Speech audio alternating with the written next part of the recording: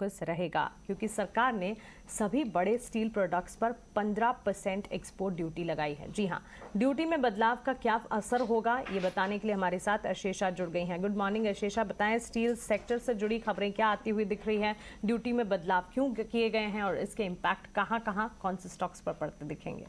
हाय, good morning. सो जैसे कि आपने बताया, सभी मेजर स्टील प्रोडक्ट्स पर एक्सपोर्ट ड्यूटी लगाई गई है। जो पहले 0% थी वो अब इम्पोज कर दी गई है और 15% रेट की एक्सपोर्ट ड्यूटी लगाई गई है। बाकी आयरन ओर की बात करें तो उस पर भी एक्सपोर्ट ड्यूटी का रेट बढ़ा दिया गया है। जो पहले 30% था वो बढ़ाकर 50% कर दिया है और पैलेट्स पर भी एक एडिशनल एक्सपोर्ट ड्यूटी लगाई गई है 45% की। साथ ही साथ गवर्नमेंट ने इम्पोर्ट ड्यूटी जो थी कई स्टील के रॉ मटेरियल्स पर, कोकिंग कोल, पैलेट, उन सब की बात करें तो उस पर जो इंपोर्ट ड्यूटी थी वो घटा दी गई है। लेकिन जो एक्सपोर्ट ड्यूटी लगाई है वो ज़्यादा नेगेटिव है और उसी के चलते स्टॉक्स पर आज इम्पैक्ट देखने को मिल सकता है।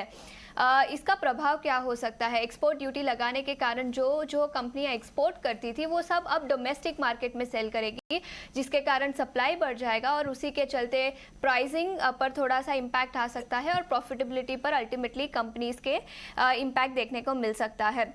इंटरनेशनल स्टील प्राइसेस इसके बावजूद हायर ट्रेंड पर रह सकते हैं, बिकॉज इंडियन स्टील का ग्लोबल स्टील शेयर में ग्लोबल स्टील मार्केट में 5% शेयर है और उसी के चलते इंडियन स्टील अगर ग्लोबल मार्केट से निकल जाएगा तो हम एक सप्लाई शॉर्टेज देख सकते हैं, जिसके कारण global steel prices elevated level पर सस्टेन कर सकते हैं।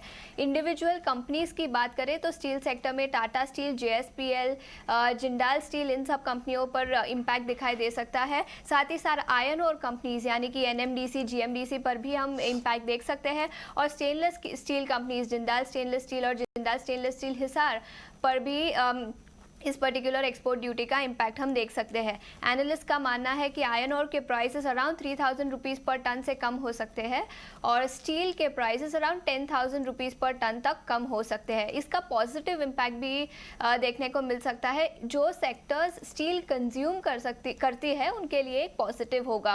ऑटोमोबाइल सेक्टर जो ऑलरेडी काफ़ी प्रेशर में है पिछले कई महीनों से, उनके लिए एक पॉजिटिव है। Infrastructure, construction, real estate, industrial, इन सब सेक्टर्स के लिए एक पॉजिटिव है। CLSA की एक नोट आई है स्टील सेक्टर पर इसी एक्सपोर्ट ड्यूटी के चलते, जहां उन्होंने अपने सभी स्टॉक्स को अंडर परफॉर्म का रेटिंग दिया है। उन्होंने टाटा स्टील को डाउनग्रेड कर दिया है, अंडर परफॉर्म का रेटिंग दिया है वर्सेस पहले जो बाय का रेटिंग था। उन्होंने JSW स्टील को भी सेल का रेटिंग दिया है और JSPL को भी बाय से आउट परफॉर्म का रेटिंग दिया है। उन्होंने कहा कि डोमेस्टिक प्राइसेस एक्सपोर्ट ड्यूटी के चलते करेक्ट हो सकते हैं और उसी के चलते across the board steel sector में हम आज इम्पैक्ट भी देख सकते हैं। ओके आशीषा, आपका शुक्रिया ये खबर हमें बताने के लिए। तो क्लियरली स्टील डोमेस्टिक अगर बात करें, प्राइजेस जो स्टील के हैं कुछ हद तक कह सकते हैं डोमेस्टिक प्लेयर्स इस खबर के चलते एक्सपोर्ट जो हैं उसे कम या ख़त्म करने के बारे में सोचेंगे और डोमेस्टिक मार्केट्स में स्टील के एक्सपोर्ट, स्टील की बिकवाली जो है उसको करने की कोशिश होगी, जिसके चलते सप्लाई जो है ज़्यादा बढ़ती हुई दिखेगी। और क्लियरली अगर सप्लाई ज़्यादा मार्केट में आ जाएगी एक साथ तो प्राइस करेक्शन होने के पूरे आसार नज़र आ सकते हैं। कई सारे सेक्टर्स पर इसका एक इम्पैक्ट पड़ता हुआ दिखेगा। ऑफकोर्स स्टील सेक्टर पर खास तौर से नज़र रखें, लेकिन इसके अलावा automobile sector, infrastructure, construction, engineering, इन तमाम स्पेसेस के लिए काफ़ी हद तक पॉजिटिव हैं, क्योंकि स्टील काफ़ी हद तक इनमें इस्तेमाल होता है और अगर प्राइस करेक्ट होते हैं तो सीधे तौर पर इनके लिए फ़ायदा मिलता हुआ ज़रूर दिखेगा। चलिए आगे बढ़